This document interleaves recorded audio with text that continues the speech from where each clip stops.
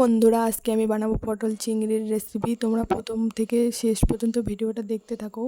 এই যে দেখো, আমি সব কিছু রেডি করে নিয়েছি। এখানে চিংড়ি মাছ, পটল, আলু সব কেটে রেডি করে রেখে দিয়েছি। প্রথমে আমি হলুদ গুঁড়ো দিয়ে দিলাম, এবার দিয়ে দিচ্ছি লবণ। এরপর আমি এটাকে মিক্স করে নিলাম। নেওয়ার পরে আমি এটা কড়াইয়ের মধ্যে তেল দিয়েছি, ওখানে আমি দিয়ে দিলাম।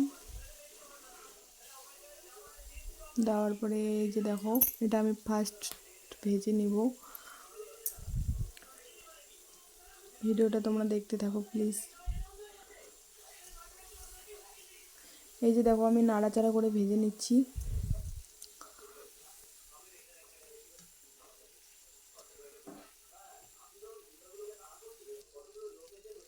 এটা আমার ভাজা হয়ে গেছে, এখন আমি এটাকে নামাই নিলাম।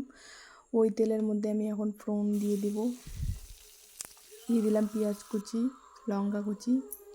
দেওয়ার পরে পেঁয়াজ আর লঙ্কাটা একটু ভেজে নিয়ে আমি এখানে দিয়ে দিব রসুন, আদা বাটা, টমেটো কুচি। দেওয়ার পরে এটাকে আমি একটুখানি মশলাটাকে ভেজে নিব। নেওয়ার পরে আমি এখানে পটল আর আলুটা দিয়ে দিচ্ছি। তোমরা চাইলে আগের থেকেও ভেজে নিতে পারো, আমি একসঙ্গে ভাজার জন্য দিয়ে দিলাম। আমি একবারে করে নিচ্ছি শর্টকাটে, এইভাবে করলে একটু তাড়াতাড়ি হয়। তারপরে আমি দিয়ে দেব এখানে হলুদ গুঁড়ো। দেওয়ার পরে আমি এখানে দেব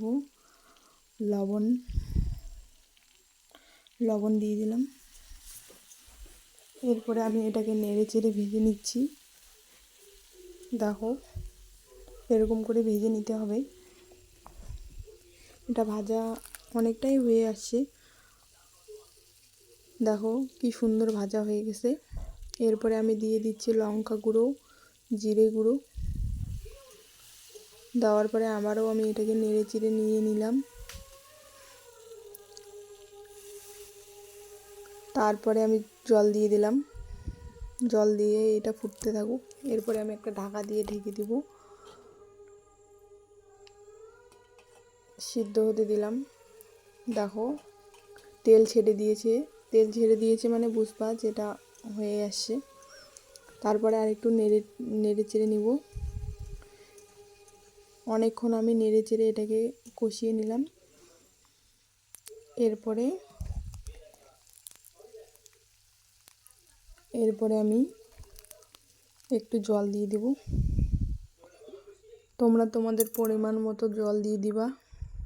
এরপরে আমি জলটা ফুটতেছে, এরপরে আমি দিয়ে দিলাম কালো